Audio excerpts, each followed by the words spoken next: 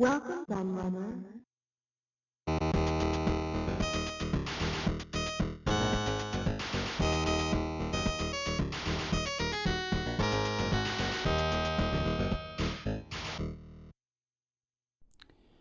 Hello everybody, Q&A the Nerd here, and I'm back with another book review for you.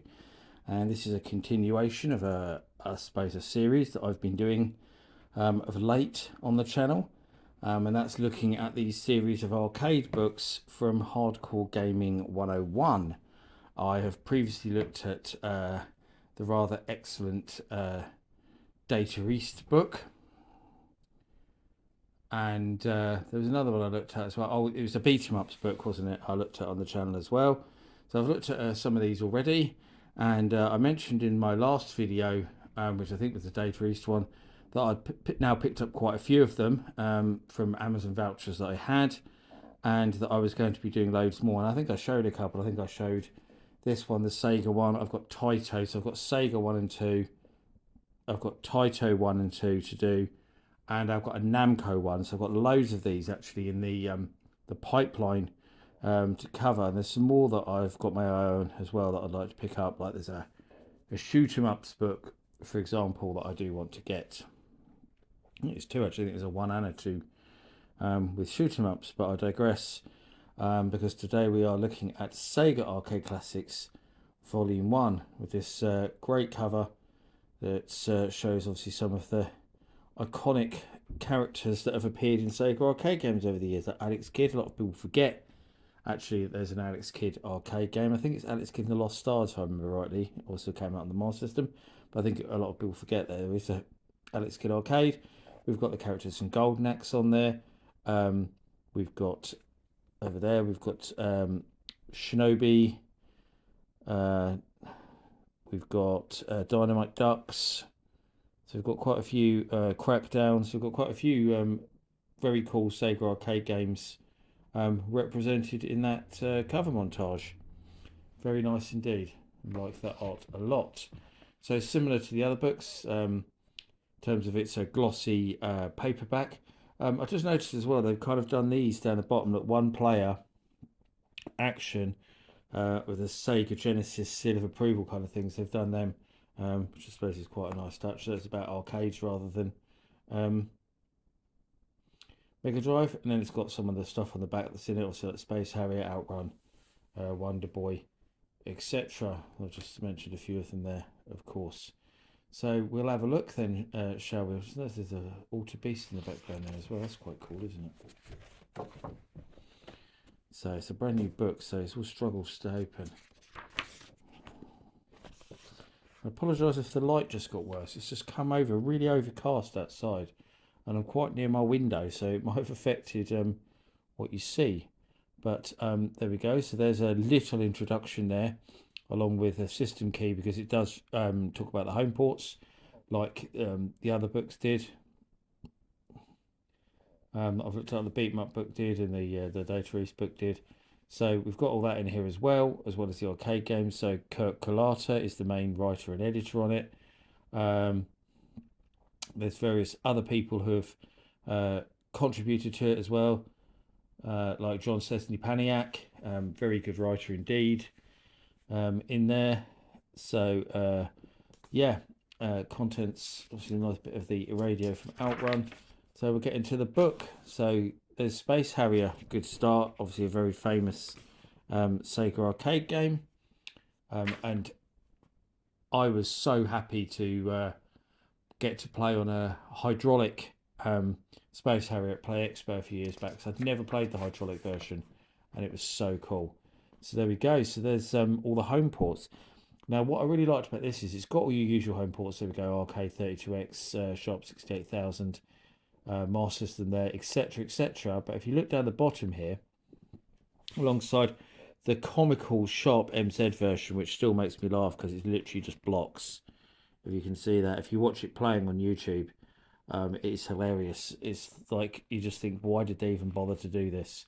But yeah, as I was saying, down there you'll see there's the Atari 8-bit version, which is very cool to see in here, given that it's a homebrew, but it's an incredibly good homebrew. So I'm glad that they decided to put that in there. more. So there's obviously talking about Space Harrier 2 there as well, which was Mega Drive and also came out as part of the Megatech arcade system, which was basically just a Mega Drive and an arcade cabinet. Space Harrier 3D there from the Master System, obviously a slight spin-off as well. And then we've gone to Planet Harriers, arcade only sequel, never got any home ports. I think it was supposed to get a Dreamcast port, if I remember rightly. They talked about a Dreamcast port, but it never actually came out, which is a shame. Space Harrier Hacks. Then we're going to Outrun, another iconic Super Scaler game. And I can remember very well playing the sit-down version of that on holiday. Many, many times over the years. Still one of my favourite games ever, probably Outrun. Certainly one of my favourite soundtracks ever. So here's all our home ports there. From the very humble ZX Spectrum version, obviously up to the arcade perfect Sega Saturn version. We've got Turbo Outrun next, of course, follow on from that. Got to go with the sequel, haven't you? So there's the different ports of Turbo Outrun as well. And some extras, so it's talking about Outrun 3D on the Master System, the same as it did with Space Harrier. Battle Outrun, not sure why I really mentioned that, because it's not an arcade game, is it? It was a console-only release. Same with Outrun Europa, which they put in there as well. But it's nice because they're completing the series, but they weren't arcade games, so I'm not sure really why they're in here. Then it goes into Outrunners, which I absolutely love. I think Outrunners is one of the most underrated arcade games ever. I'm absolutely doolally about it. I love it so much. Probably nearly as much as the original Outrun, to be honest. Only got one port, though, unfortunately, which is the Mega Drive version, which it shows at the bottom there, which is rubbish, because it's always in split screen and the frame rate's quite poor. It's not great at all. Such a shame they never did a Saturn version of Outrunners, because that would have been amazing. And then Outrun 2019, which is a Mega Drive exclusive, but an incredibly good game. Again, I think Outrun 2019 is seriously underrated, criminally so. Very, very good game. Outrun 2006. God, they're really going over the top on Outrun, aren't they? Covering every version. That kind of goes against the title of the book somewhat, with it being arcade classics, because obviously went to the arcade. And then we've got Afterburner, so we've got all the big super scaler games kicking off this book. So it's certainly not short on classics. And there's all the millions of bloody versions of Afterburner. Certainly quite a few of them. I had it on the Spectrum and I had it on the ST. Neither of which were particularly great. To be honest, Afterburner was a game that was best in the arcade, because none of the home ports kind of really wowed like the arcade version. And I always thought the Mega Drive version was terrible. I rented it once and was so disappointed in it. The PC Engine version is probably the best of those home ports of that era. The sequel, G-LOC, and Strike Fighter Stroke Afterburner 3.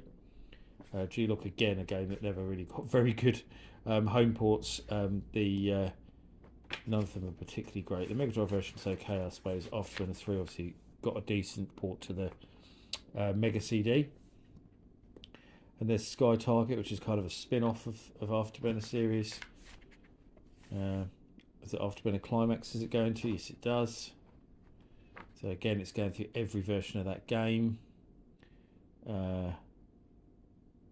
Master Burner. And then into Shinobi. So again, we're going to go through every version of Shinobi there. From the weird and slightly unusual Master System version, which you certainly wouldn't expect to see at all in there. It's always quite a surprise to a lot of people that there's a Master System version of Shinobi. To the PC Engine version, which is probably the best home port. Strangely, they never converted it to the Mega Drive, the original Shinobi, only the Master System. Got Revenge of Shinobi on the Mega Drive instead. There's Shadow Dancer, the sequel. So all the different home ports of that. And of course the Mega Drive version is completely different to the arcade version of Shadow Dancer. So they've kind of put that there as well, because that was released, I think that was released on Megatech as well, actually. And there's Revenge of Shinobi, aka Super Shinobi. And there's other Shinobi 3 on the Mega Drive, which is an outstanding game.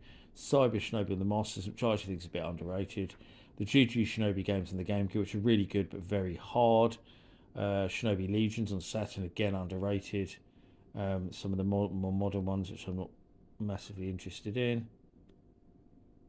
And then we're going to Alter Beast. which, although it's an arcade game and a pretty popular arcade game, I'd say it is best known for being the original pack-in game with the Mega Drive, of course, used to very much promote the fact that, you know, the Mega Drive was an arcade console, very much part of its early advertising, and all the different home ports of that there, including again a really weird and quite crap Famicom version with these tiny sprites and small play area. It's just strange that Sega games in that period came out on the NES and Famicom, but I guess they looked terrible next to Master System versions, so maybe that did Sega a favour in a way. Golden Axe, love Golden Axe, brilliant game. Played it to death in the arcades, and later on the Mega Drive. The Mega Drive version is outstanding, one of my favourite Mega Drive games. Golden Axe 2 I never thought was as good, and I never thought Golden Axe 3 was either. Then there's Revenge of Death Adder, arcade exclusive, unfortunately. Again, Sony never did a Saturn port. Instead, we got that horrible one-on-one tournament fighters style game, which is complete crap. Golden Axe Warrior, of course, on Master System. There's Golden Axe The Duel, that's what I was talking about. Death Rider, some of the newer ones there. Fantasy Zone next. Classic Cute 'em Up. My friend had a Master System and had that game, and I played it to death on his Master System. I loved it. Used to go in there all the time to play on it. And Fantasy Zone 2, which is kind of like more of the same. There are a few differences. And Fantasy Zone The Maze, which I think is a pretty cool game, actually. Another one that you don't really hear people talk about that I think is quite underrated. Alex Kidd in Miracle World. So it's going to cover all the Alex Kidd games as well then. I don't know why they called it Sega Arcade Classics then. I should have just called it Sega Classics, because, I mean, at least half this book so far isn't Arcade Classics. It's the console games. Because they're covering all the Alex Kids here. So there's Lost Stars, which I say was in the arcade as well. High Tech World. Enchanted Castle, the Mega Drive game. Shinobi World. And then into Wonder Boy. I played the hell out of Wonder Boy on holiday at Butlins in Margate. They had a cab there. I played it. I remember playing it so much. And I got the Spectrum version free on the cover of Your Sinclair, I seem to remember. And the Spectrum version was really good as well. But again, my friend had the Master System version. I used to play that quite a bit. Super Wonder Boy Monsterland, which I ended up buying for the Spectrum because I liked the original Wonder Boy so much. And I actually liked Wonder Boy Monsterland even more. It's a bit more RPG-like. Less of a platform game. That's the way the series went, I suppose. It became sort of more RPG-like. Wonder Boy 3, of course, on the Master System, which is a brilliant, one of the best games on the Master System. Interview with Ryuichi Nishizawa. So he worked at Westone, who did Wonder Boy, of course. So that's quite cool to see there. Or is that a lady? Or I just misgendered? Can't see now. Oh, no, it is a man. I double took there. Quartet, which I always thought was quite rubbish, to be honest. Not one of Sega's better games. The arcade version, if you've got 4 players, is quite entertaining, but the home versions of it are abysmal. Thunderblade, a bit like Afterburner, all wow and not so great a game to actually play. The best version of Thunderblade to play, without doubt, is the one on the 3DS, because actually the 3D effect on it is amazing. I absolutely love the 3DS version. But so many of the home versions are terrible. I mean, the Spectrum version is awful. The Mega Drive version was terrible. PC Engine version is actually pretty decent, and the Sharp 68,000 got a really good version as well. Galaxy Force 2, which is one of my favourite Sega games, which although it's the same superscalar hardware as Thunderblade, obviously, I felt it had a lot more game to it, and I absolutely love Galaxy Force 2 for the soundtrack as well, which is just amazing. The music on it is just probably my favourite soundtrack of any Sega game, actually. Even when you include like Outrun, but I just love the Galaxy Force 2 soundtrack. And I played it to death on the ST. The ST got a really, really good home conversion, which I'm guessing they don't show because I mentioned it, I think it was in the Beat 'em Ups book, but for some reason they didn't like showing the ST versions of games for some reason. And once again, there's no ST version, there's the Amiga version there, which I'd assume is quite similar. but not the ST version, which is such a shame because the ST version is so good. Possibly the best arcade port. I'm trying to think on the ST. Gauntlet 2 is probably better, but it's certainly one of the best arcade ports. And now I've lost the book, and we were on Power Drift, so I just saw that. Again, a few years back, I got to play a sit-down hydraulic Power Drift at Play Expo, and it was just incredible because I'd never played the hydraulic one before, and I absolutely loved it. It was so good, absolutely so good. And I had it on the Spectrum back in the day, which is actually surprisingly good, I think, considering that you'd expect it to be awful, and it actually wasn't. They had it on the ST, which wasn't so great. Again, they don't show the ST version. Nice blank spaces when they could have put the ST version in there. Such a shame. But the ST version looked good, but and faked the scaling effects really well, but the frame rate's horrendous. Absolutely horrendous. Probably a bit slow, really, to play. Impressive tech demo, I would say. Alien Syndrome. Decent Gauntlet style game. Not patch an actual Gauntlet, but decent enough. I never had any of the home versions of Alien Syndrome, actually, despite there being quite a lot of them. The only one I've got is the sort of 3D update they did for the Nintendo Wii, which I actually really like, which I think is that one there, because it came out on PlayStation 2 as well. I actually really liked that. Game Ground, which is an amazing game. I love Game Ground so much. I think it's probably one of Sega's most underrated games. Kind of really cool mix of a strategy game and an arcade sort of style dungeon crawler, I suppose, in ways, but really unique game. And the home versions of it are all great as well. I played the Mega Drive version to death back in the day. There's also a really good PC Engine CD version that adds loads of extra stuff as well. It's called Game Ground SX, if I remember rightly. So there we go. The Master System version's decent, but it's got a lot of sprite flicker. Crackdown, actually another underrated game. A bit like a kind of dungeon crawler in many ways, but you're defusing bombs, you're working against time limits and stuff, and it has a split screen mode, which is really cool. The Mega Drive version is excellent. Very early game for the Mega Drive, but a really good conversion with a really good soundtrack. There's a lot of good home ports of that, actually. Crackdown. But another really underrated Sega game. I think because Sega did so many big kind of box office hits, like the Super Scaler games and stuff, you kind of forget about stuff like Crackdown, which wasn't visually impressive, but was actually a very, very good game. Esport, which isn't a great game, let's face it. The arcade version was pretty generic. The home ports of it were absolutely terrible, especially the 48K Spectrum version, because there's two versions for the Spectrum. It only shows one of them here. I do show the Atari ST version though. Wow. So they don't show the Atari ST versions for any other games until you get to Esport, where the Atari ST version is absolutely horrendously bad, and they decide to show it then. So that's a bit stupid, isn't it? But the Mega Drive version of Esport, which is a totally different game, is very good, if a bit hard. Alien Storm, a good kind of rework in many ways of Golden Axe. It certainly shares a lot of elements with Golden Axe, apart from the fact you're fighting aliens and stuff. I loved the Mega Drive version, played it loads back in the day. Dynamite Ducks, fun little beat 'em up. Good Master System version as well with that. Compilations and soundtracks at the back there of all those, for much of those games. There's the Tiger Electronics handhelds as well. That's really cool to see them covered in there. I was really pleased to see that. Some comics and stuff that were done, and that's it really. And then obviously, for more games, you'll have to buy the second one, which I will look at on the channel in due course when I get around to it.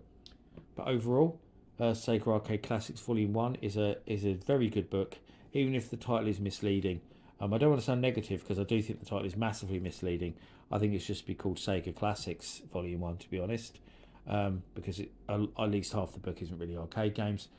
But still an excellent book, really well written, really informative, loads and loads of good stuff in there. So I do recommend that everyone out there watching this goes and buys this, because it's great. Available from Amazon. So you can get it wherever you are in the world. But that's it really. I hope you enjoyed my look at Sega Arcade Classics Volume 1 from Hardcore Gaming 101.